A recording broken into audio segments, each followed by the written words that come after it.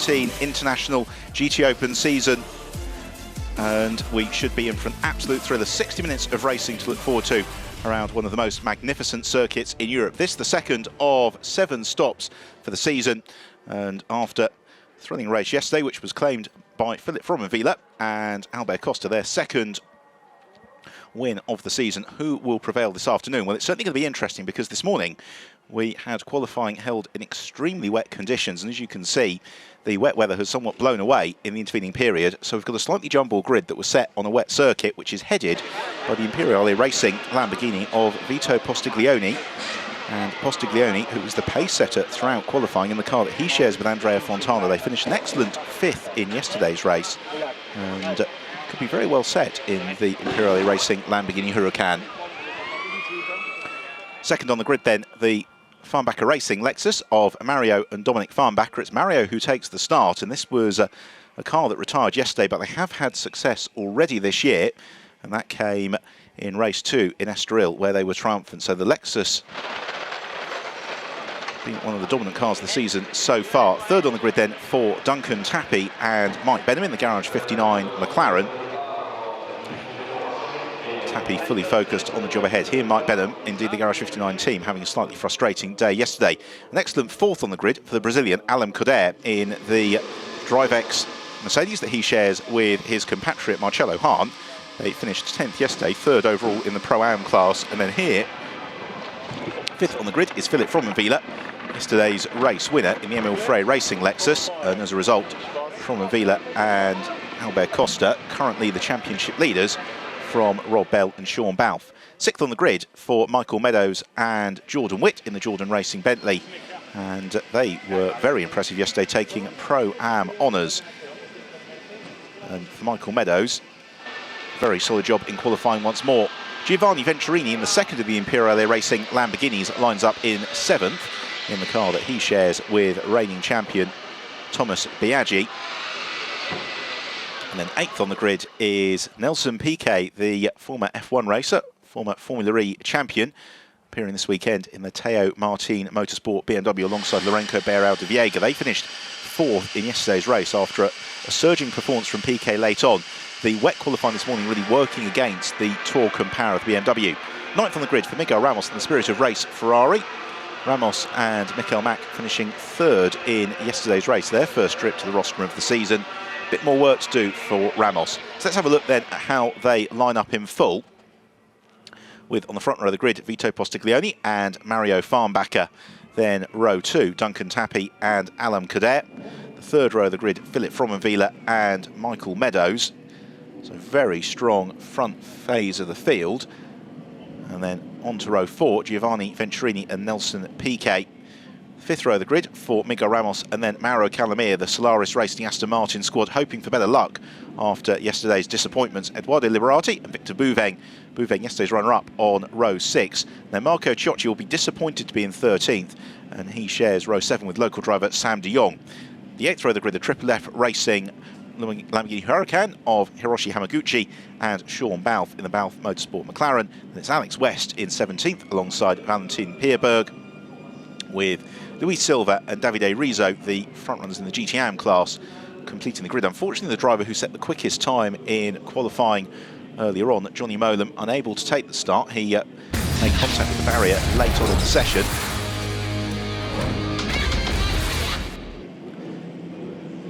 So no FF course Ferrari. They will be back for Paul Ricard. He also have lost a couple of the cars from yesterday, unable to be repaired overnight, but nonetheless a very full field heading off on to the formation lap. It is a 60-minute race. There is the mandatory pit stop that comes between the 24th and 36th minute of proceedings, and we will of course have the pit handicaps working their way through as well, which helps to balance out performance in the race and through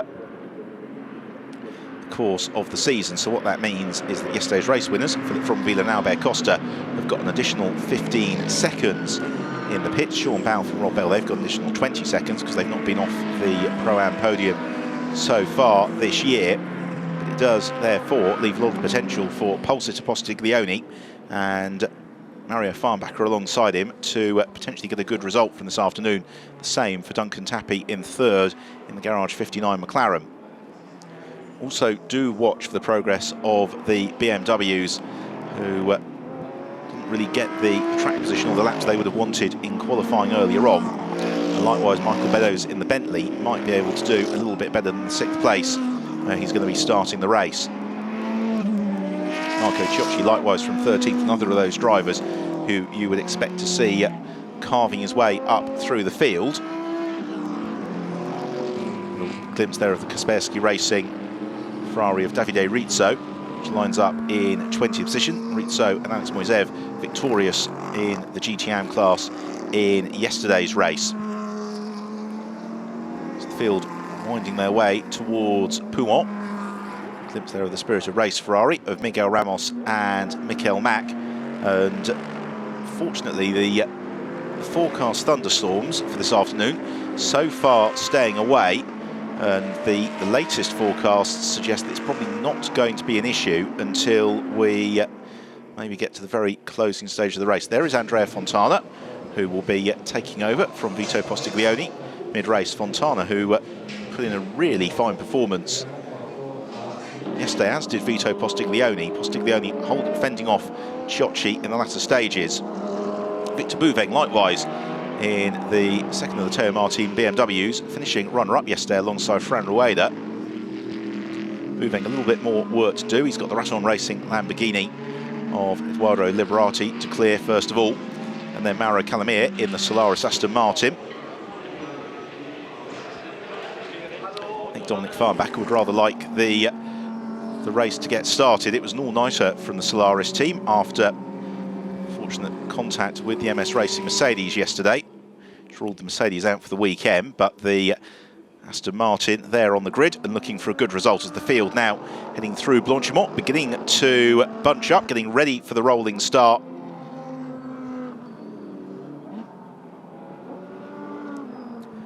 So they form up side by side, and it is going to be Postiglione who paces the field. Will Farnbacher be able to get the jump on him in the Lexus, or will the Lamborghini have enough heading towards La Source for the first time? Yesterday they all got through the first turn cleanly. Will it be the case once more? So the pace car forms the field up, making a magnificent sight. The early summer sunshine beating down on the cars. It's been a hot and humid weekend in Spa. The next 60 minutes promises to be very entertaining indeed, as now Postiglione runs through the bus stop chicane, will then bunch the field up once more, looking to the gantry, waiting for the red lights to change, which they'll do any moment now. The field come out of the bus stop chicane. We're about to go racing. We go racing for the 4th time this season. It's a great start from Postiglione, a very good getaway as well from Duncan Tappy in the McLaren, who might jink to the inside of Farnbacher as they head through La Source for the first time. Indeed he does, as they then run downhill. Pushed wide is Victor Bouveng in the BMW. Also running a little bit wide is Alex West. Very good start as well from Alain Cadet, who challenges Mario Farnbacher, but doesn't succeed in getting through as they flash through a Rouge for the first time, climb out of Radion and then on to the Kemmel Straight. And Tappy possibly under immediate threat as Victor Bouveng has got Marco Ciocci snapping at his heels. But Postiglione leads the way. Tappy second, Farnbacher third, Cadet fourth, Fromenvilla fifth, Michael Meadows into sixth, and Duncan Tappy using his experience and wiles to keep that second place in the Garage 59 McLaren. A little bit slippery through Les Combes.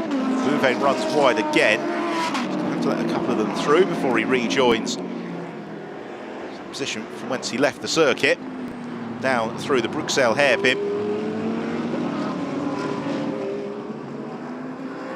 And then into the left-hander, feeding towards Pouhon. Lively start to the race, but fortunately no contact. There is Sean Balfe, currently second in the championship, running 16th, 15th at the moment, just ahead of Hiroshi Hamaguchi, as Eduardo Liberati has Victor Bouveng and Marco Ciocci snapping at his heels through Pouhon for the first time. As again, Mario Farnbacher looks to challenge Duncan Tappy. Nelson Piquet looks to try and pick his way past Miguel Ramos, but the Spirit of Race Ferrari, the hands of Ramos, can be very wide when he needs it to be. Postiglione runs out over the curb, leads the way in the Imperiale Racing Lamborghini. So they complete the second sector on this first lap, and then the long blast out of Stavelot towards Blanchimont. This is Lexus and BMW and Bentley territory. And it means that, again, Duncan Tappy has got the Farnbacher Lexus looming very large in his mirrors, but Tappy sticking to the racing line, making Mario Farnbacher do all the hard work. And as Tappy and Farnbacher fight, it gives Postiglione the chance to break away a little bit at the front of the field. Tappy then slows the McLaren for the bus stop chicane. Alain Coder likewise keeps Philippe Fromenville behind him. Piquet fended off momentarily by Miguel Ramos, so he head into the second lap of the race, and immediately Duncan Tappy trying to pressurise Vito Postiglione as Michael Meadows looks to line up the move on Fromenville. Fromenville defends into the Lassour's hairpin. They come out of the hairpin, sprint downhill, and this is a good run for Michael Meadows. Is it he's side by side with the Lexus, and he may have gone through. Yes, he has. Michael Meadows, great move in the Jordan Racing Bentley. He demotes Philippe Fromenville to 6th. Consequently, and fairly obviously, moves up into 5th position as Sam de Jong and Sean Bouff look to try and apply the pressure to Victor Bouveng. The race leaders come down the Kemmel Straight for the second time. Again, Tappy moves across the inside. This time Mario Farnbacher draws alongside. Tappy having none of it. Farnbacher thinks better of it. Slots in behind the Garage 59 McLaren. Duncan Tappy, a former British Formula Renault champion, former winner of the Formula Ford Festival as well, before moving into GT racing, where he's been one of the quickest drivers at this level for many, many years. Heads around Bruxelles hairpin. Postiglione trying to break away at the front of the pack. Then we've got Tappy, then we've got Farnbacher. Alain Coder still in 4th. It's this three-way scrap for the lead. Thrilling stuff. Particularly as it's not really gapping the field just at the moment. Looks as if Nelson Piquet has been able to find his way past Miguel Ramos, and now Piquet released in pursuit of Giovanni Venturini to Fagna.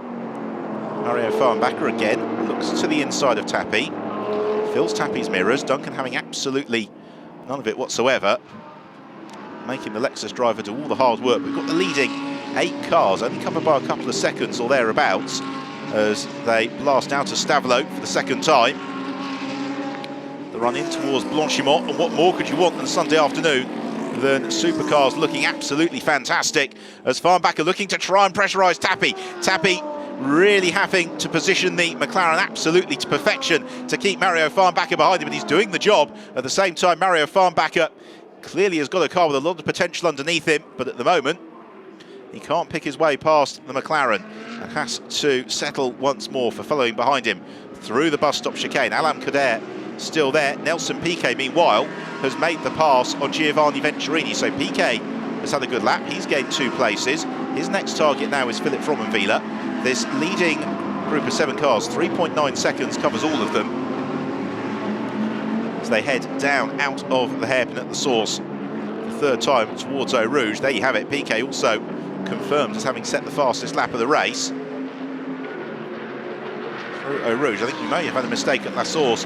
Mario Farnbacher, he's dropped back a little bit from Duncan Tappy. Piquet trying to close up to Fromenville. He's bringing Giovanni Venturini with him for company. Then there's a gap of a couple of seconds as Alain Coder now under pressure from the Bentley of Michael Meadows. And Meadows draws alongside the DriveX Mercedes, and Meadows goes around the outside into Les Combes. The classic Spa move, takes to the AstroTurf.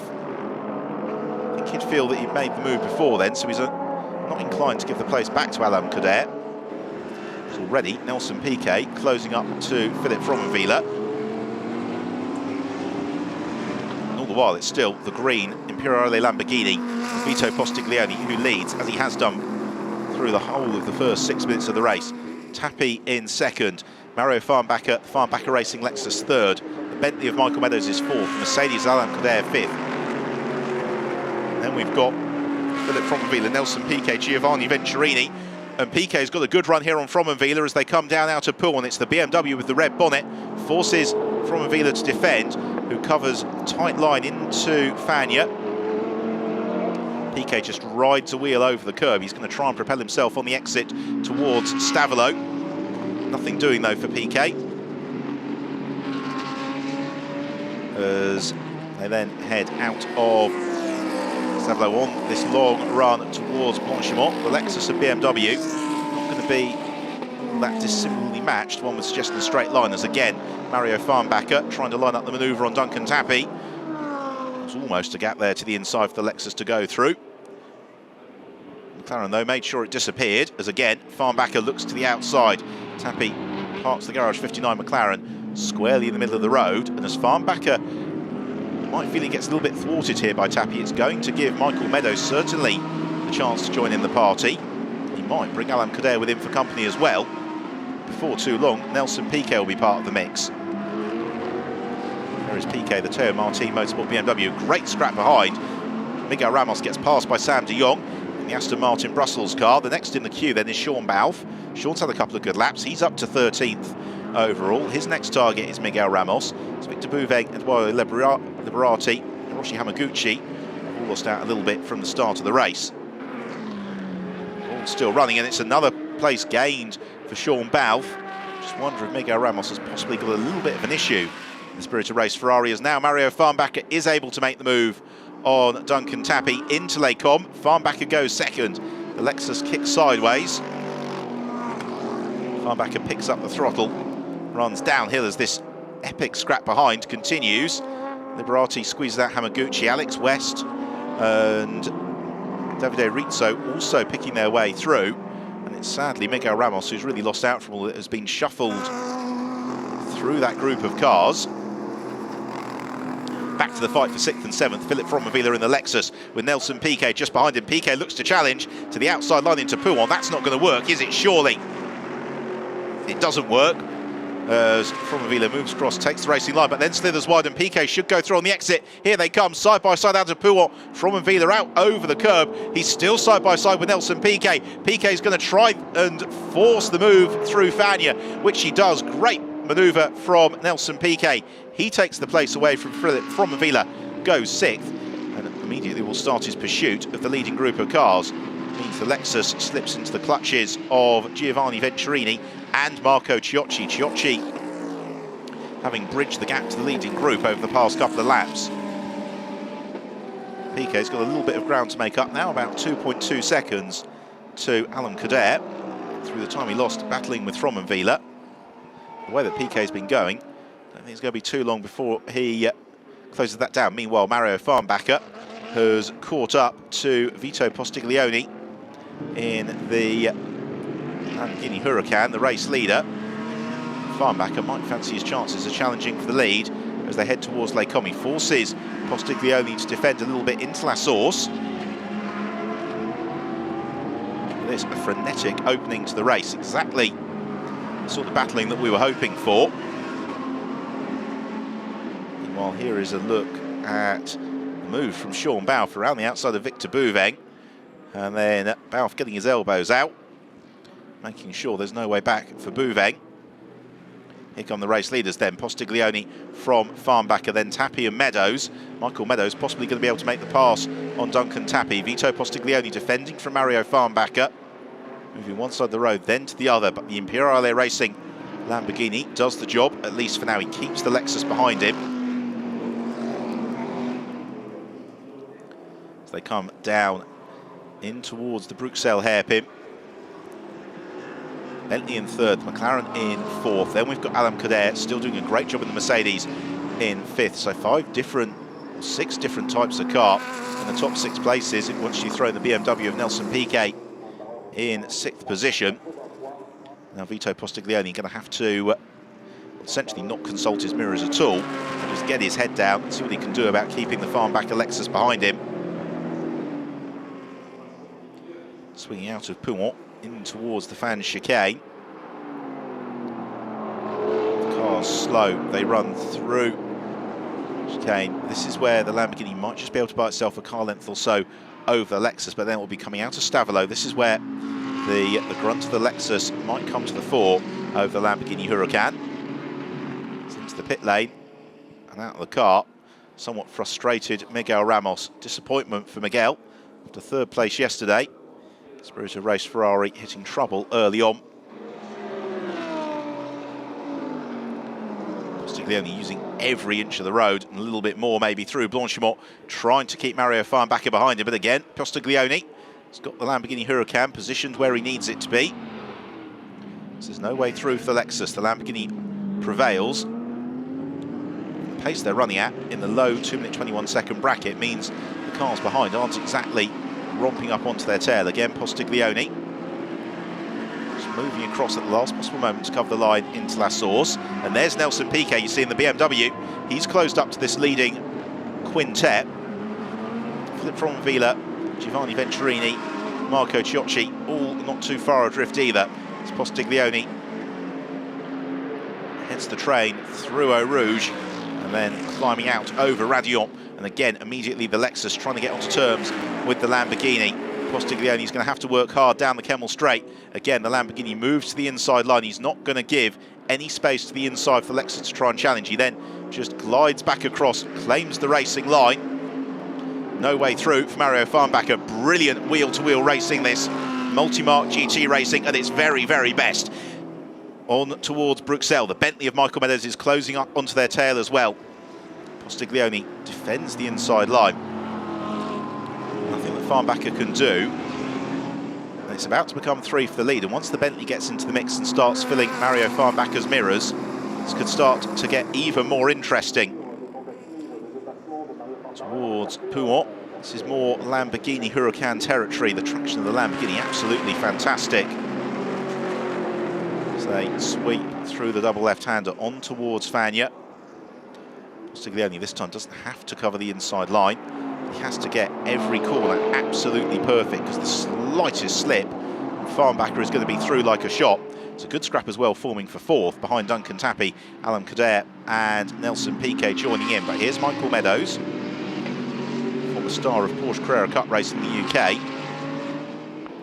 Chasing Mario Farnbacher, chasing Vito Postiglione in the Jordan Racing Bentley. So again, Postiglione under threat from the Lexus as they head towards Blanchimont. Farnbacher has the luxury of picking his line. Postiglione knows that he's just going to have to defend as they come out towards the bus stop chicane. But the Italian's wise to it, make sure there is not a Lexus width to the inside of the car as they arrive into the bus stop chicane. They jink through. This is to complete the 6th lap of the race.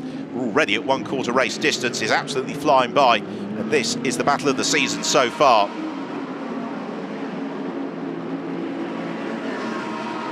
Into La Source. Meadows is right up behind Mario Farnbacher. We've still got this leading group of 9 cars only covered by 5 seconds, and it's going to make the pit stops absolutely critical when the pit window opens in 9 minutes' time. Down towards Eau Rouge, and Meadows might have a run here on Farnbacher as they climb out of Raidillon. The big Bentley is pretty potent in a straight line. It's a gaggle of 9 cars all thundering out of Raidillon. Down the Kemmel Straight. Postiglione doesn't have to defend from Farnbacher this time around. Farnbacher not quite having to defend from Michael Meadows. So they all file through Les Combes in a single train. Duncan Tappy remains 4th, Alan Kader 5th, 6th for Nelson Piquet.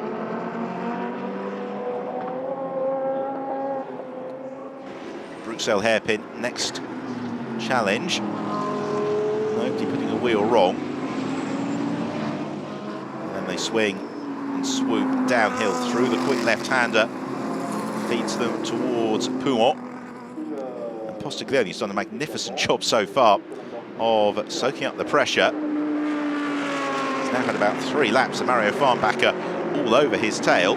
Philip Fromenvilla in 7th. He's got Venturini and Ciocci right behind him. Towards Fagna, a little bit darker over on the far side of the circuit. Looking from commentary box, there is cloud cover coming in. It doesn't look like rain clouds just at the moment.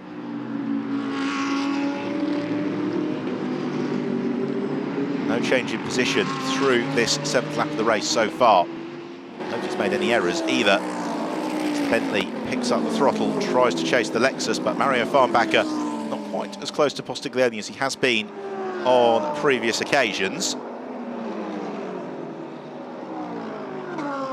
Swinging through Blanchimont on towards the bus stop chicane, the Imperiale Racing Lamborghini Huracan.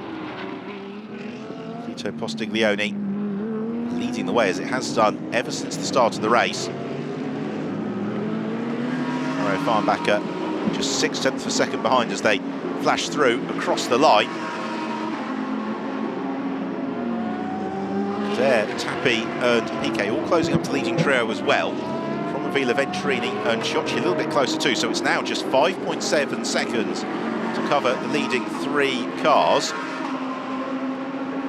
The leading 9 cars, rather, as they swoop through Eau Rouge once more, climbing out of Radion onto the Kemmel Straight. Nobody quite close enough, I don't think, to challenge towards Les Combes this time around. But the intensity of this scrap is still at a very, very good pace, because they're 4 seconds clear of Mauro Calamir. Calamir a further 3 seconds clear of Sam de Jong, as around the outside of Duncan Tappy goes Alam Kader, but he runs wide in the DriveX Mercedes through Les Combes. He might have to give that position back, Alam Kader. Didn't quite complete the move before he took to the escape route. Kader clearly has a slightly different opinion, so he continues in 4th. Duncan Tappy slips into 5th, and the DriveX Mercedes off in pursuit of the leading trio. Now it's Tappy versus Piquet. Nelson Piquet pursuing Duncan Tappy. The pair of them have raced at the same meetings, United Kingdom, going back about 14 years ago when Nelson Piquet was in British Formula 3, Duncan Tappy in British Formula Ford. And Piquet looking to try and challenge Tappy into Fagnes. Sticking to his line in the Garage 59 McLaren. Meanwhile, Mario Farnbacher starting to come back at Vito Postiglione as well. So the battle at the front of the field all starting to crunch together once more. And Farnbacher's got a good run here on Postiglione as they come out of Stavelot. The same for Piquet on Duncan Tappy. As we look towards Blanchimont, is there going to be a challenge for lead? There might be. Farnbacher again right with the Lamborghini as they swing through the left-hander towards the bus stop chicane, and this is as close as Mario Farnbacher has been for the past couple of laps. It means that Vito Postiglione has to just take that slightly more defensive line into the bus stop chicane. He gets the Lamborghini Huracan stopped, and the braking distance of these cars are absolutely phenomenal. It almost looks like they're defeating the laws of physics, given just how quickly the drivers can slow them down. Michael Meadows now getting back onto terms as well with Mario Farnbacher, so this could be fun. Jordan Racing, Bentley, Alam Kader trying to chase them down as well. Then there's a slight gap back to Duncan Tappy, but Meadows in the Bentley, a good run through Eau Rouge here, and he might be able to take advantage of the tow down the Kemmel Straight. Out of Radion they climb, and is Meadows going to be close enough in the Bentley to Mario Farnbacher? Farnbacher pretty punchy. He's also got the benefit of the tow from Postiglione, so there's no change in the order of the top 3. Postiglione just has to preemptively glide across towards the middle of the road as Piquet thinks about looking to the inside of Tappy. Meanwhile, Philip Fromenvilla has been demoted by both Marco Ciocci and Giovanni Venturini, so Fromenvilla losing out. He slips down into 9th. So the fight for the lead as intense as it ever has been. Postiglione under pressure through almost every corner from Mario Farnbacher. And don't forget, the Farnbacher Lexus didn't have a great day yesterday, which means they might have slightly fresher Michelin tyres than Vito Postiglione in the Imperiale Racing Lamborghini. As the field swing into Pouhon. Nelson Piquet closing up as well to Duncan Tappy. Headlights ablaze from Alam Kader as Farnbacher thought about the move into Fagnes. So did Nelson Piquet. But the Teo Martin Motorsport BMW has been behind the Garage 59 McLaren for the duration of the past lap, and this has been magnificent racing. No contact, very, very clean between this leading group. Alam Kader under investigation for that move at Les Combes, as we rather thought he might be, as Piquet tries to line the move on Tappy as they head towards Blanchimont. Renko Beirao de Viega waiting to take over that car from Nelson Piquet as Postiglione clings on to the lead. It's been a magnificent defensive drive, this, from Postiglione. He's been almost bullied by the Lexus. The Lexus has now got the BMW and the Mercedes right behind it, as Alam Kader has well and truly joined this scrap too. Is Kader going to make the move here on Michael Meadows? Is Meadows going to make the move on Mario Farnbacher? It's going to be a bit of a sort out into La Source. Farnbacher to the inside, Meadows to the outside, and the Bentley looking for space that's not really forthcoming, but Farnbacher runs wide as they head downhill. Kader sniffing around too, and Mario Farnbacher might lose out. He loses out to Michael Meadows. He almost loses out to Alam Kader as they head into Eau Rouge. Meadows goes second. Farnbacker to third, and Kader remains in fourth, but he's got a lot of momentum as they climb out of Radion onto the Kemmel Straight. This for the 10th time. Down the Kemmel Straight, climbing uphill all the while, and Postiglione gets momentary respite in the lead of the race. Farnbacker demoted to third as PK challenges Duncan Tappy. See how that resolves itself, and PK's through, so Nelson PK goes fifth. Duncan Tappy slips down into sixth. Just see at the back of the picture there, you see it. Now, how long before Nelson PK closes up onto terms with this leading quartet? Because the pace of Vito Postiglione is a mid 2:22, therefore everybody behind him is running exactly at that pace. But then Nelson PK in clear air has been doing 2:21s at ease, if not a little bit quicker. Pit window opens in just 90 seconds time as well, so the element of strategy is going to start to come into play. But this has been an absolutely fantastic opening phase of the race, and certainly this leading group of 9 cars, certainly the leading 8 cars, you'd imagine they're going to stay out until reasonably deep into the pit window, so that is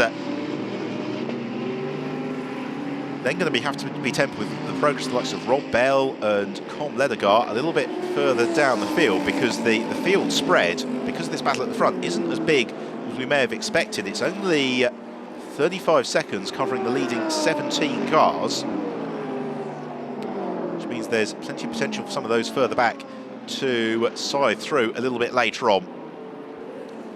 Meadows thinks about looking to the inside of Vito Postiglione.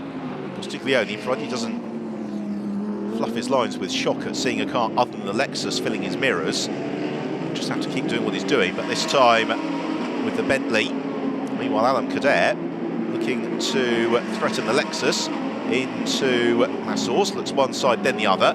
That allows Nelson PK to start to close up.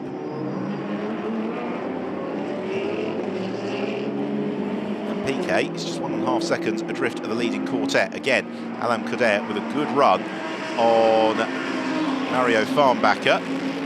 The pit window is open already. Sam de Jong, in fact, has been in for a few laps in the Aston Martin Brussels car. We'll see whether or not Tim Peerberg and Alex West duck into the pits. Certainly Peerberg does, and West as well.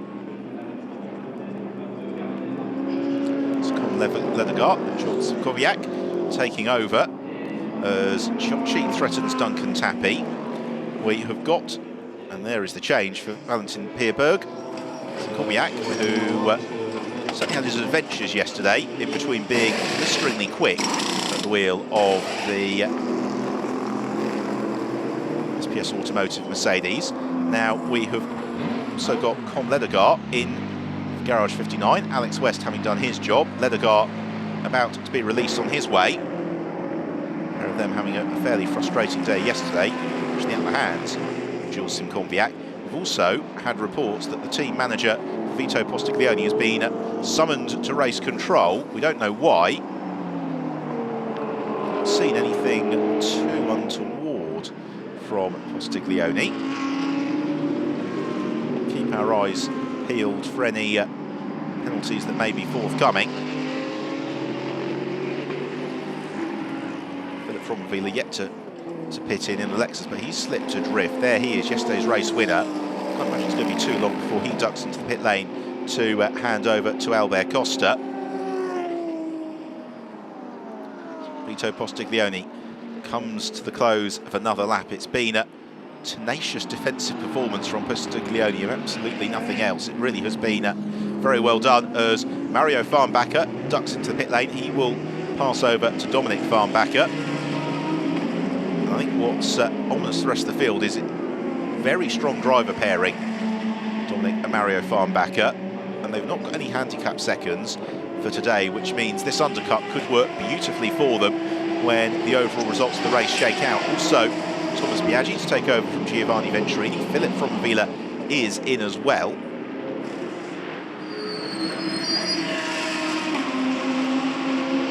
Venturini rolls to a halt. Multiple World GT champion, reigning International GTOpen champion, Thomas Biaggi takes over. Albert Costa gets strapped into the wheel of the Emil Frey Racing Lexus. Michael Meadows applies the pressure to Postiglione is behind. It was 3 wide, heading towards Les Combes. You don't know where to look in this race, do you? It's absolutely magnificent racing. And still, Vito Postiglione, as he has done, what will probably feel like the longest 30 minutes of his life, leads the way. Fran Rueda takes over from Victor Bouveng at the wheel of the Théo Martin Motorsport BMW. The sister car of Nelson Piquet, now up into 4th position. Track limits warning flag going out to Michael Meadows in the Bentley in 2nd place. Thunder of the GT3s as they pile downhill through Pouhon. Leading group of cars have remained within 5 or so seconds of each other all the way through the opening phase of the race. Now the pit window closes when there are 24 minutes left on the clock, so they've still got the opportunity for maybe 3 or 4 more laps here, this leading group, provided they don't slow themselves down too much. And as the fuel load has got a little bit lighter, so the pace has elevated. Now running in the mid 2-minute 21 second bracket, having been in the 2-minute 20s. Those that have pitted, not unsurprisingly, Dominic Farnbacher is to the 4 of that queue. But Antonio Liuzzi and Rob Bell also now taking over the wheel of their respective charges. As Piquet looks to try and threaten Alain Cadet, but Cadet once more than holding his own at the wheel of the DriveX Mercedes. He was a revelation in Estoril, continues to be the case through into this 2nd meeting of the season here in Spa. I should say that the clouds are definitely beginning to form above the circuit. It's not quite looking like rain yet, but we'll see as flashing through Eau Rouge, the leading quartet climb up the Kemmel Straight. Postiglione moving again to the inside line. Meadows following him. Then Cadet and Piquet, they all are bunching up onto each other once more. Ciocci and Tappi still having an absolutely fantastic dice. Marco Ciocci and Duncan Tappi, they're 2 of the best in the business as Ciocci swoops around the outside of the McLaren. So the Ferrari gains the position. Tappi to 6th. This is what we'll see through the course of the season, is that some circuits just play to the characteristics of some cars better than others. So the McLaren went brilliantly in Estoril. Expect to see it going well in Paul Ricard too, as Alex Moisev takes over in the lead of the GTOpen class from Davide Rizzo. Nelson Piquet trying to light the move on Alain Cadet, and it is raining out on the far side of the circuit according to the timing screen. Up at Les Combes, beginning to be a few drops of precipitation. Now the ambient temperature is still very warm here this afternoon, so if it's just a passing shower, then don't think it's going to be an awful lot of an impact for the drivers, because the Michelin tile's been nice and hot. The water will burn off fairly quickly, but if it turns into a bit more of a downpour, then that could make life very, very challenging indeed. Meadows still pursues Postiglione. Postiglione, a couple of car lengths his advantage over Alain Cadet, with Nelson Piquet 4th just behind him. The leading quartet through the bus stop chicane into the pits comes Michael Meadows. Also in is Nelson Piquet. So Meadows to hand over to Jordan Witt, Piquet to Lorenzo Beirao de Viega. So Postiglione and Cadet released to continue on their way. Marco Ciocci and Duncan Tappi not pitting in on this occasion. So brand new set of slicks, it would appear, for Lorenzo Beirao de Viega to play with. Also looks like a pretty nice set of Michelin rubber. Again, brand new, I would suggest, for Jordan Witt, the 2nd half of the race. Now this is the section of the circuit where the rainfall has been reported, but you can see the windscreen wiper not going on Postiglione's Lamborghini Huracan, and certainly the track looking pretty dry at the moment. It's always the case here at Spa. Oh, there you see the rain into the Bruxelles hairpin. Just against the headlights, and it is raining pretty hard there as Cadet Postiglione just understeer a little bit. And if you think back 12 months ago, we had the rain really coming down in the race that was won by Nicky Pastorelli and Josh Webster. This is the challenge at, well, it's a double challenge at Spa. Firstly, the weather conditions can change in the blink of an eye. Secondly, the track is so lengthy that it can be wet at one side of it and not the other. That was a great drive from Nelson Piquet. He should be very pleased with that performance. They would have hoped to get a little bit further. Here is Fagna and Postiglione and Cadet slip sliding their way, so that the whole far side of the circuit now very treacherous. And then they'll come through Stavelot and on towards Blanchimont, and it dries out once more, and they can press on as hard as they want. Postiglione and Cadet. Wipers still going, just about, but it's not. Well, it is raining into Blanchimont now. It's just really, actually, the start and finish stretch where our commentary box is, where it's not raining.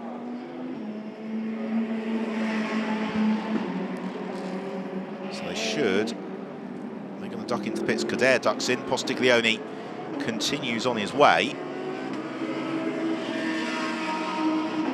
So Marcello Hahn will take over from Alain Cadet. Vito Postiglione is going to continue to the last possible moment before handing over to Andrea Fontana. Marco Ciocci likewise. Duncan Tappy's in to pass over to Mike Benham. Of those that have pitted, not unsurprisingly, it's Dominic Farnbacher, who is the foremost, 7.6 seconds clear Lorenzo Beirao de Viega, with then Thomas Biaggi third in that queue, Jordan Witt fourth, Francesco Cini and Albert Costa. DriveX and Garage 59 teams getting to work. Towards Les Combes. Oh, that looks mighty slippery for Vito Postiglione, but these GT3 cars, they've got a great level of mechanical grip. They've got ABS brakes available to them, and that means that it's not less of a handful, as it's now properly raining over the Bruxelles hairpin. Just looking to see if anybody has gone missing along the way out on the track. Yes, Kang Ling in the Raton Racing Lamborghini, who avoided a pretty substantial accident by the smallest of margins there. And this now starts to turn everything on its head a little bit, because Bruxelles section of the circuit, very wet. Then through Pouhon, it's damp, but clearly not as wet as over at Bruxelles. And then by the time you get towards Fagna, it gets very, very slippery again. And that is where Postiglione arrives now. He moves to the edge of the circuit. That's where the wet line is. That's where all the marbles that have accumulated during the weekend have started to form up. And so we'll get a little bit more traction, as, my goodness me, it's now almost a monsoon as they head towards Stavelot. And don't forget, Vito Postiglione is on slick tyres, which means that for the Italian, this is a whole heap of no fun at all. You then cut back to the pit lane. Hard to believe it's the same circuit. And in has come Jordan Witt, so he is putting some wet tyres onto the Jordan Racing Bentley. Postiglione blasts towards Blanchimont, and it's as he swings around the left-hander, he'll suddenly go, what's all the fuss about? It's dry. And there you see the edge of the cloud. And it's not anywhere near as slippery as at Blanchimont. Now, this is up to the bubble for Postiglione and Marco Ciocci in terms of getting into the pits before the pit window closes, because he's down to 6, 5, 4, 3, 2, 1, and I would venture that he's just missed the closing of the pit window, as the safety car has come out just as Postiglione and Ciocci pit in. So there's a lot to sort out here, because they gambled with that extra lap. The conditions has worsened so much that the lap was appreciably slower than they would have anticipated, as now Giovanni Venturini will take over from, or rather Andrea Fontana takes over from Vito Postiglione. Here Giuseppe Perezzini takes over from Marco Ciocci. They will probably rejoin in the lead because the safety car is out, so everybody's slowing it down.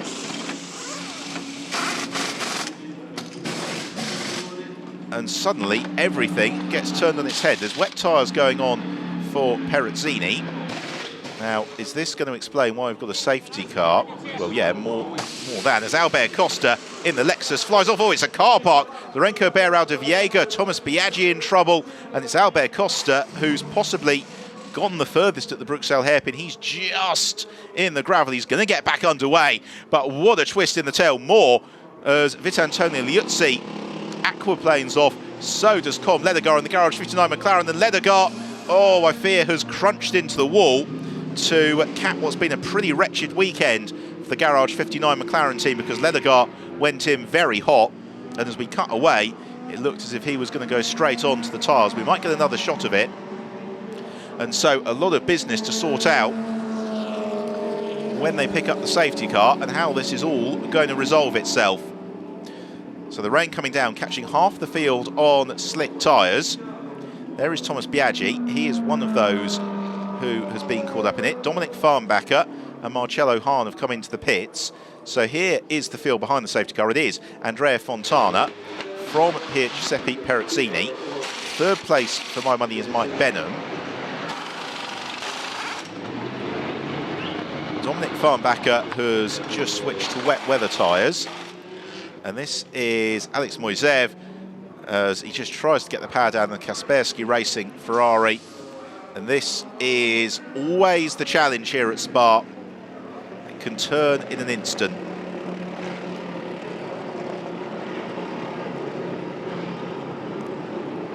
So Com Ledegaard, pleased to report, it would appear he did make contact with the barrier. It would appear he's not done too much damage as Francesco Cini comes in.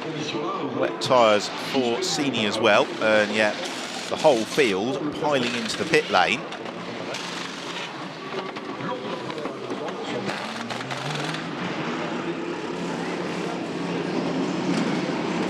Of course, the other twist in all of this is going to be that when we do get racing, the track may have substantially dried out in certain sections. Now, this is potentially very good news for Jordan Witt, who pitted earlier, because he's now rumbled past the pit lane as we have a look at the conditions over at the Bruxelles hairpin. As Rob Bell also gets some wets fitted from the Balf Motorsport Mechanics. Now, we have had a history of wet races here at Spa over the years in the GTOpen. 2012, tremendously wet conditions. Last year, tremendously wet conditions. But the intensity with which the rain has come down, and you can see the plumes of water being kicked off the cars as they come through Bruxelles towards the left-hander that feeds them towards Pouhon. I rather fear this is going to be a fairly lengthy hiatus behind the safety car, as you can see Marcello Hahn, even at safety car pace, just struggling with traction a little bit. So they follow the safety car around. The order is Andrea Fontana from Pier Giuseppe Perezzini, then it's Michael Benham, Dominic Farnbacher is 4th, Marcello Hahn is 5th, Jordan Witt is 6th, Francesco Cini 7th, Lorenzo Beirao de Viega 8th, Thomas Biaggi is 9th, Jules Simcoviak in 10th, Albert Costa 11th, Vitantonio Liuzzi is in 12th, in 13th place it's Rob Bell, 14th Fran Rader, 15th Com Ledegaard. And by the time the safety car comes in, provided it does come in, we're only going to have time for probably 10 to 15 minutes more of racing. Now, this is, oh dear, Jules Simcoviak in the SPS Automotive Mercedes, pushing hard behind the safety car to get up to the tail of the train and thumping the car into the Armco, both sides on the way along the Kemmel Straight. And it really does tell you, even with the wet tyres on, that sections of the circuit are not really raceable at the moment. So the clock continues to tick down, and it's such a pity the rain arrived when it did, because we had enjoyed, if you remember, that absolutely wonderful fight at the front of the field for the first half of the race. And then as the pit window was coming to a close, the rain came down, and you can see it's already blown through over at Stavelot. It really is just that section around Bruxelles and the Kemmel Straight which is particularly difficult. We've had absolutely no rain whatsoever over the pit complex. And we might do in a minute, because you can see that section along through Blanchimont just a little bit damper. quite how we're going to sort all this out remains to be seen. Andrea Fontana in the number 23 Imperial Air Racing Lamborghini. That car has led ever since the start of the race. It continues to lead the way. Giuseppe Perezzini, second position, beneficiary of that long stint from Marco Ciocci. Really fighting performance from Ciocci. Mike Benham in third, likewise.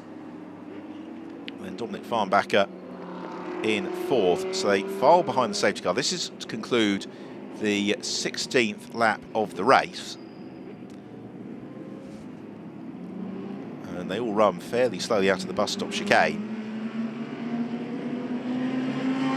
So again, it's worth emphasising that it is a warm day here in Spa as Jules Simconviac, limping on his way in the SPS Automotive Mercedes. He certainly had his adventures this weekend. I'm really pleased to see there's not been more substantial damage to that car, because that was a high-speed off that he had over at Les Combes. I don't think he's carrying a puncture.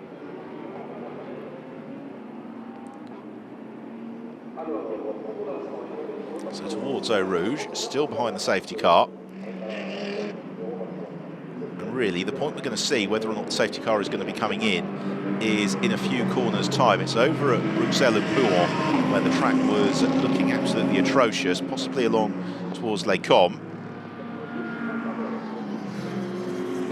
So again, out of Eau Rouge and Radion, no issues.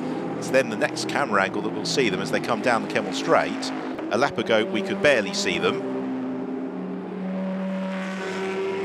This time around, the conditions already appreciably better. It's stopped raining, but you can see the level of spray that's being kicked up. You can see just how much water has fallen on the circuit. They pick their way through Les Combes. It's not quite, it doesn't appear to be much in the way of a little bit mid-corner, way of standing water before they then head down from Les Combes towards Bruxelles. And again, the rain isn't falling anymore. The track a little bit drier because the water has been able to drain away, of course. The road running steeply downhill, so there is the opportunity for the water to drain away on this section of the circuit. And through the left-hander, still just so much spray being kicked up, even behind the safety car. Still a quarter of the race to run, of course, so they'll continue to circulate. It really does open up the opportunity for the likes of Rob Bell and Com Ledegaard. The agile handling of the McLaren might enjoy the wet weather just a little bit more. In terms of the classes, by the way, Giuseppe Perezzini leads the Pro-Am class from Mike Benham and Marcello Hahn. The GTOpen class, that's led by Alex Moisev from Antonio Coimbra. It's an all-pro pairing, Andrea Fontana and Vito Postiglione, who lead the race overall.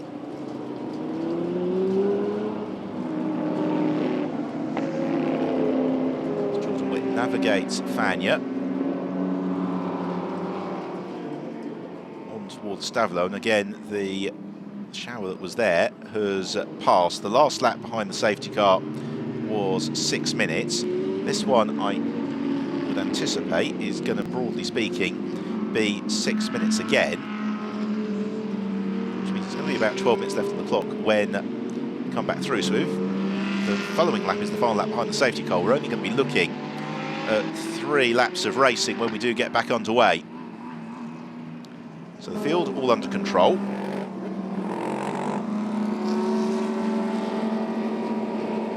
As the Mercedes has recovered to the pit lane, rather fear that is game over. The car goes up on the air jacks. There's not a lot of work being done. Having a little bit of an inspection of the car. It's again out of Blanchimont to the end of the 17th lap of the race. And that last lap behind the safety car suggests that more rain hasn't come down, that we might be going into our final lap behind the safety car this time around, because the sections of the circuit which were looking the most treacherous are already beginning to drain out.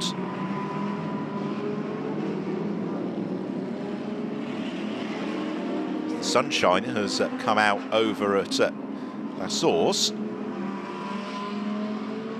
I don't think we're going to have enough racing time here for a dry line to appear and for the wet tyres to be at risk of overheating.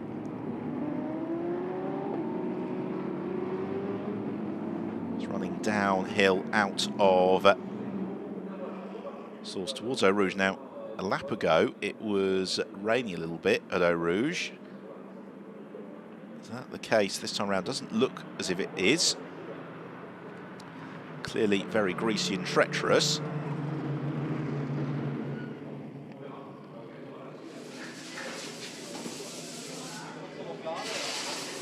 Disappointment in the SPS Automotive garage. They may have been able to pull a good result from this one. And then down Kemmel Straight, again looking much, much better this time around. And a lot of spray still being kicked up, but maybe not quite as bad as the preceding lap. All the while, of course, the race clock continues to tick down. That last lap behind the safety car was 4.5 minutes. So we'll get round probably with 8 minutes left on the clock. Marco Ciocci watching from the AF Course pit. He's probably got mixed feelings about whether or not he wants the safety car to stay out for the next 11.5 minutes or not, because if it does, then he and Pier Giuseppe Perezzini will claim class victory and second overall, but it's not going to. The safety car is coming in at the end of this lap, so the weather front has passed over and the track deemed safe enough to race. So this is the last opportunity for the drivers to inspect the conditions. Then we are going to be in for a 4-lap or thereabouts shootout. It promises to be absolutely fantastic. Lots for the teams to ponder, and this is going to be fairly anxious for all of them, because really we're going to see some very quick cars trying to push their way through the field. We're going to see others who are maybe slightly less enthusiastic about that idea. So who could this play into the hands of? Well, Dominic Farnbacher might be able to pull a rabbit out of the hat in the Lexus. The same possibly for Albert Costa. Rob Bell and Com Ledegar should not be discounted in the McLarens. And likewise, Vitantonio Liuzzi in the Triple F Racing Lamborghini. Then we've got Andrea Fontana out front, as that car has been throughout the course of the race. And what Fontana will hope for is that those behind struggle to make much progress quickly, and that will possibly allow him to build up a little bit of decisive advantage. So the field out of Fania into Stavolo. It's been a brilliant race so far. It's going to be very, very exciting conclusion to the race, one would suspect, because we've got potentially more than 10 race winners all bunched up together in completely unpredictable track conditions, because it rained in qualifying earlier on, but these are the second drivers. They won't have had any wet weather running this weekend. They didn't have any wet weather running really in Estoril, and so this is potentially going to be a little bit of a voyage into the unknown for some of them. The cars, of course, all set up for dry weather with wet weather tyres on them. So what is going to happen is Andrea Fontana backs the field up, waiting for the right moment to pull the pin. The safety car has moved clear, so now it's Fontana's luxury as to when he goes, and he accelerates now en route towards the bus stop chicane, and Andrea Fontana trying to break away from Pier Giuseppe Perezzini, and that's been well managed from Fontana, provided that he can negotiate the bus stop chicane, which he does without any drama. So the 20-year-old Italian Andrea Fontana leads the field as we go back green flag racing, just shy of 9 minutes left on the clock as the pack blast towards La Source. This section of the track hasn't had any rain whatsoever, as Dominic Farnbacher looking to the inside of Mike Benham in the Garage 59 McLaren. Benham having none of it. He in turn will fancy his chances of Well, he's got to lap Antonio Coimbra in the sporting new Mercedes, but Coimbra, I can't imagine he's going to be in a hurry to jump off the racing line as they all fight their way downhill towards Eau Rouge, which is still pretty dry. Rob Bell makes a little bit of ground. He finds a way around Vitantonio Liuzzi. Com Ledegaard also making progress as down the Kemmel Straight once more. The spray gets kicked up. It's going to be driving blind for those behind. It would appear as if Dominic Farnbacher has made the move on Mike Benham. Indeed he has, as Benham only now goes around the sporting new Mercedes. So Farnbacher goes third, Benham slips to fourth, Marcelo Hahn is there in fifth, Jordan Witt is sixth, Albert Costa seventh from Renko Beirao de Viega. Some of those behind and the progress that they can make as the Lamborghini and the Ferrari head the Lexus into the Bruxelles hairpin. This is where it was so slippery when the rain came down, but fortunately in the first half of the field no issues. But Fontana has got Perezzini and Farnbacher right on his tail now. It's behind in the gloom. Thomas Biaggi thrusting past Francesco Cini. Com Ledegaard looking to the inside of Vitantonio Liuzzi. Liuzzi in turn trying to threaten Rob Bell as Marcelo Hahn to the inside of Antonio Coimbra through Pouon. Coimbra edged out wide as Dominic Farnbacher has made the move on Perezzini. So Farnbacher in the Lexus goes second, and we're back to where we were. The Lexus hustling the Imperiale Racing Lamborghini Huracan, but this is going to be a tall order, one would suspect, for Andrea Fontana. Dominic Farnbacher a little bit more experienced than the young Italian. Here's the move from Marcelo Hahn. It's just lappery. Not sure that Antonio Coimbra saw him until it was a little bit late in the day. And the Mercedes just elects to ease out and run wide.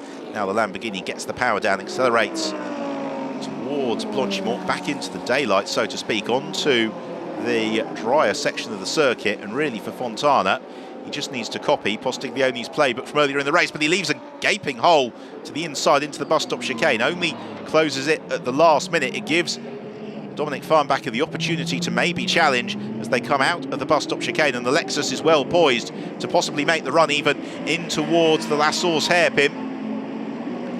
First three cars running as one. Perezzini doesn't want anything to do with it. Oh, Fontana squeezes Farnbacher. Contact between them. The Lexus hustles its way past, but Perezzini might claim both scalps as they run down towards Eau Rouge. A little bit hard to see from that angle, but Farnbacher was slowed, and Pier Giuseppe Perezzini takes the lead of the race. Dominic Farnbacher into second. Andrea Fontana slips to third as they climb out of Radion. They're absolutely on the limit of adhesion as the Lexus looks to get a good run on the Ferrari, but Perezzini, with the chance of victory on the cards, well, he could have defended that a little bit more. As it is, Farnbacher's got the inside line as they sprint along the Kemmel Straight on the brakes into Les Combes. Dominic Farnbacher glides through, takes the lead away from Perezzini, and so we're potentially looking at a repeat result from Estoril. From Avila and Costa victorious in race one, the Farnbachers victorious in race two. Doesn't really quite tell the story of things though, does it? As Dominic Farnbacher leads through the Bruxelles hairpin. Second place of Perezzini, third Fontana, fourth is Mike Benham, fifth Albert Costa. Here's another look at it. Not surprisingly under investigation. Well, there wasn't a huge amount of space, but Dominic Farnbacher was committed to the move and decided to go for it nonetheless. A bit of frustration. Imperiale Racing Team is through Pouon. Albert Costa closing up onto the tail of Mike Benham. Albert Costa might be able to extend his championship lead further still. He can get himself on to the outright race podium again. It's going to be the challenge as he chases Benham as they slide their way through Fagnes. Benham in the Garage 59 McLaren though, looking set for second place in the Pro-Am class as Costa slips around the outside, quite literally into Stavolo. Still lots of standing water over on this section of the circuit. Headlights ablaze, he accelerates on his way towards Blanchimont. So Dominic Farnbacher leads, second place Pier Giuseppe Perezzini, third Andrea Fontana, fourth Albert Costa, fifth this man Mike Benham, in sixth it's Marcelo Hahn, seventh Jordan Witt, eighth is Com Ledegaard, ninth Lourenco Beirao de Viega, and 10th is Rob Bell. You can see in the background progress of the likes of Ledegaard and Bell really something to behold. There's Rob Bell looking to the inside of Lourenco Beirao de Viega. The BMW, which shone so brightly in the early stage of the race, maybe having a slightly less enjoyable time a bit late on as the nimble McLaren draws alongside. Meanwhile, the challenge from Com Leathergar, he looks to the inside of Jordan Witt on the brakes into La Source. Through goes Leathergar. So that promotes him into 7th overall. One more place for Com Leathergar, and that will put he and Alex West on the Pro-Am podium. He's got Marcello Hahn ahead of him, and it looks eminently possible if Leathergar's going to make that move. We're into the penultimate lap of the race, and they head back towards the wet section of the circuit. There's Dominic Farnbacher, the race leader. 2nd place, Perezzini. 3rd for Fontana. 4th for Costa. 5th is Benham. 6th is a couple of sets of headlights, and it's Com Leathergar who emerges into 6th place. He takes 3rd position as a result in the Pro-Am class. Dropping down the place then is Marcello Hahn. So this is good news for Garage 59. They've got both their cars potentially on the Pro-Am rostrum. As Andrea Fontana slithers wide at Bruxelles, almost presents the opportunity for Albert Costa. This for 3rd in the race overall. And Costa, yesterday's race winner, but for a couple more laps, one wonders. Although pushing very, very hard.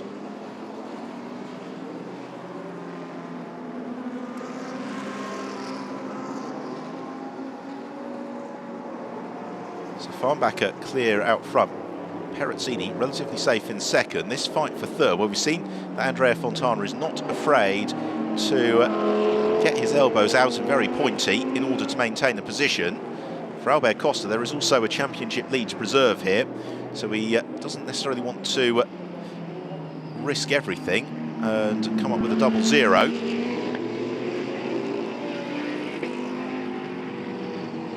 Fontana, you see just a confidence dab on the brakes at Stavelot. Then sets the car up nicely, plenty of poise and traction. The blast towards Blanchimont. They'll go into the final lap of the race this time around. Swooping around Blanchimont. Wipers a go-go for Costa. He flashes his headlights at Andrea Fontana.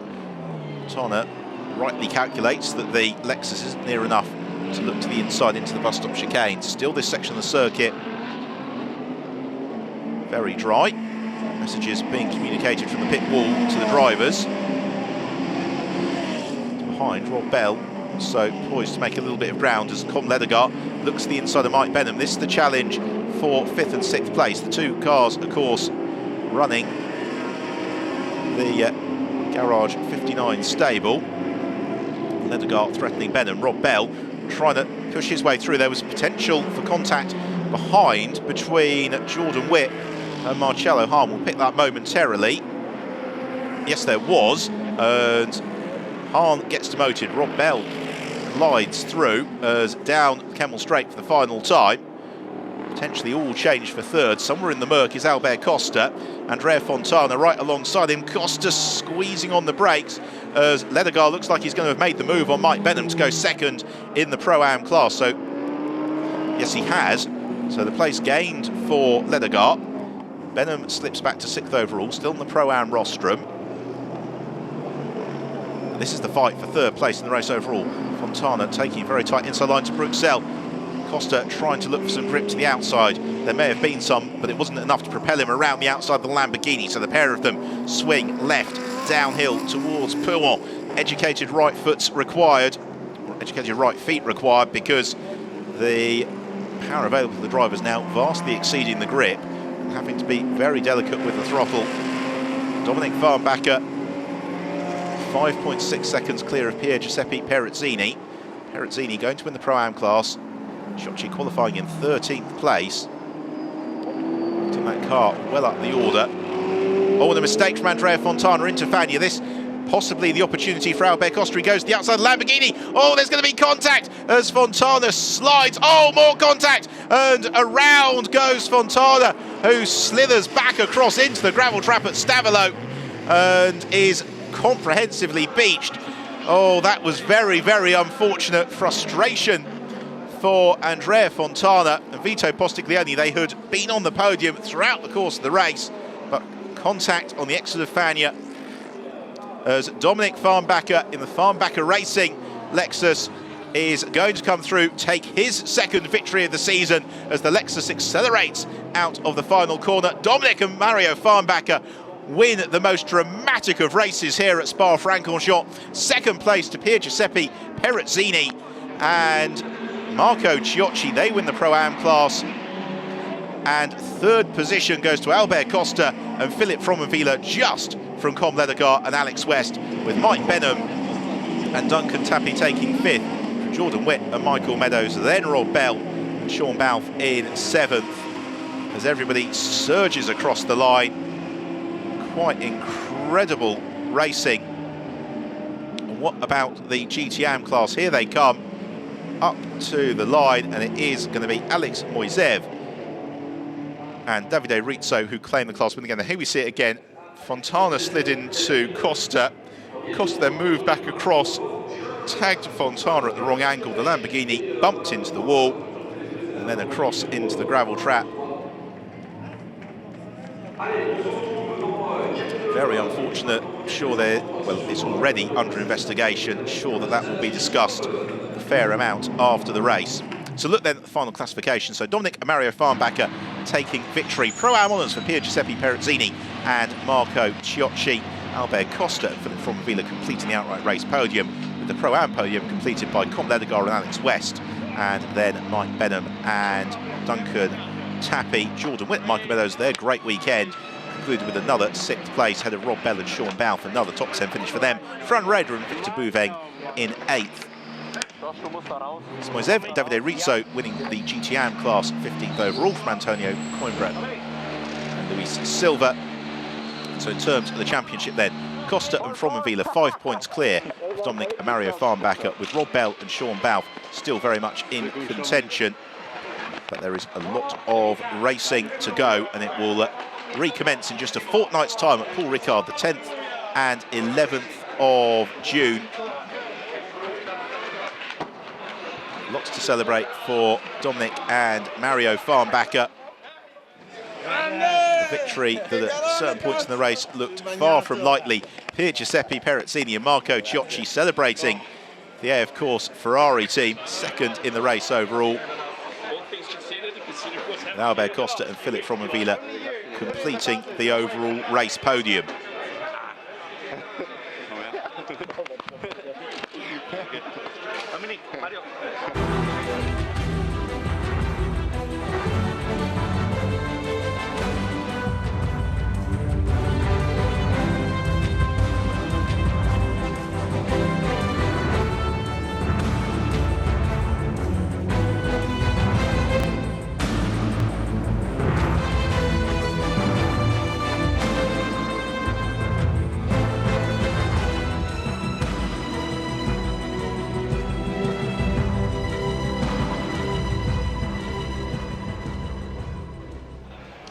Mario and Dominic, that was quite a special race today.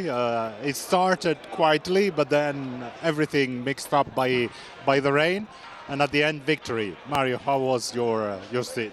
Wow, yeah, I drove the first time new tires in the beginning of the start, and the car felt amazing. I lost one position in the start, unfortunately, but I get it back and tried to attack the Lamborghini.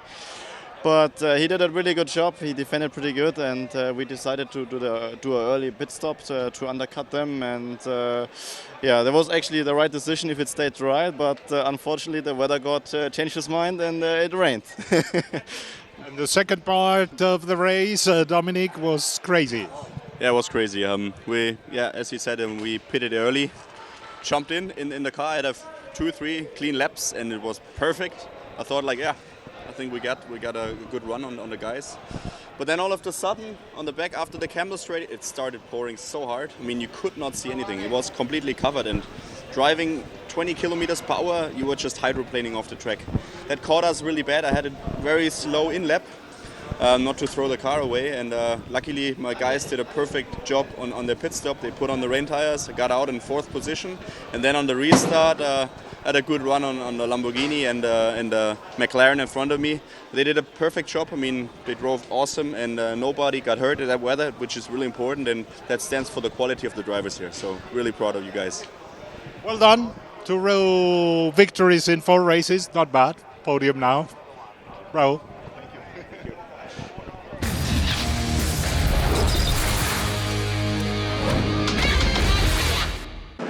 So much drama in the second race at Spa-Francorchamps. Off the line, it was Vito Postiglione who led away from pole position, with Duncan Tappy getting the jump on Mario Farnbacher and Alain Coder as they turned through La Source. The early stages were characterised by some absolutely brilliant racing. Sean Balfe, one of many drivers looking to make progress early on. At the front, we had a magnificent 9's car scrap for the lead. It got very frantic at times. Michael Meadows in particular was able to fight his way through towards the sharp end of the field. Alain Coder showing very strongly, but then the heavens opened at the end of the pit window.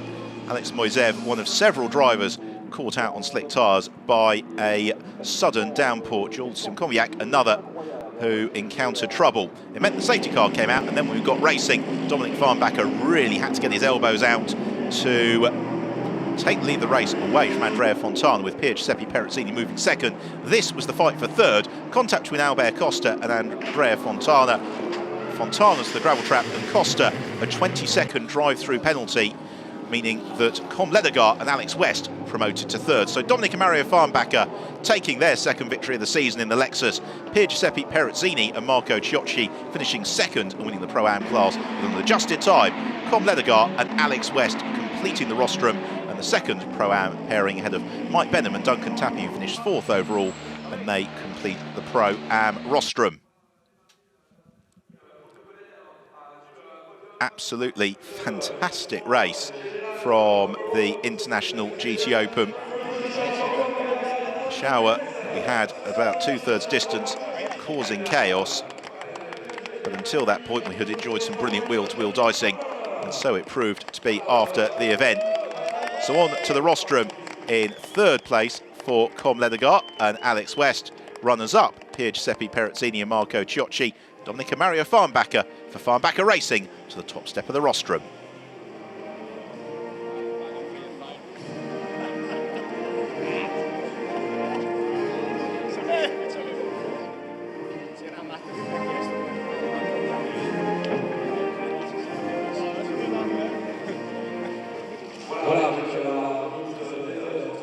On to the presentation of the trophies after one of the most entertaining races that we've had this year in the International GTOpen.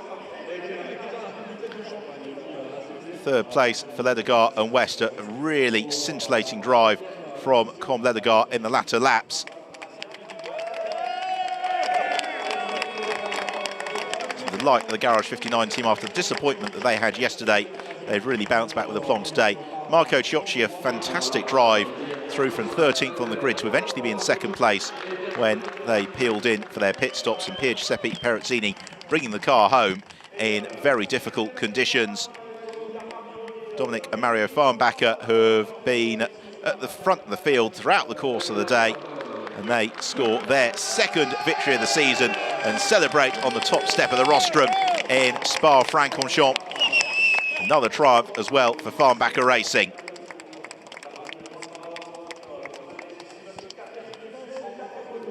Six very happy drivers posing for the cameras as they then make merry with the bubbly. We will shortly turn our attention to Paul Ricard on the 10th and 11th of June, when the International GTOpen season will continue. But before we do that, we will have the rostrum for the Pro-Am drivers.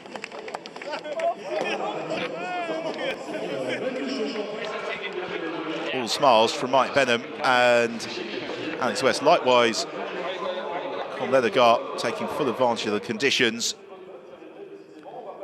Pier Giuseppe Perezzini and Marco Ciocci, they have been a very quick combination in all 4 races so far this season, and eventually that pace this afternoon being rewarded with an excellent 3rd place, or rather 2nd place finish and class victory.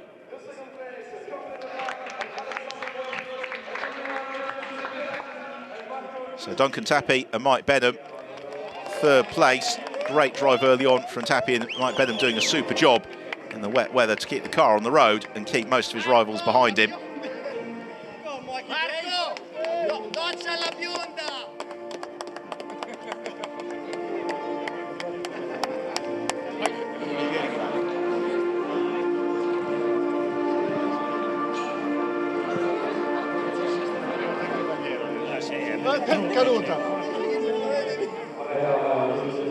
So the Italian national anthem in honour of the AF Course Ferrari team.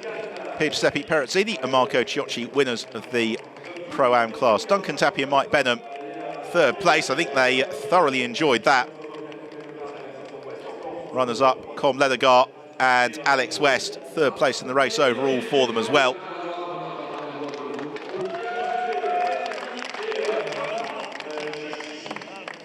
And big smiles.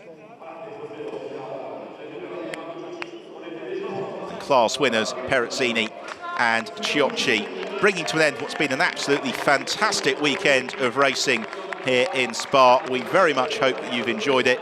And as the drivers celebrate on the podium, it's time for myself, Ben Evans, to say goodbye, and we'll see you in Paul Ricard in 2 weeks' time.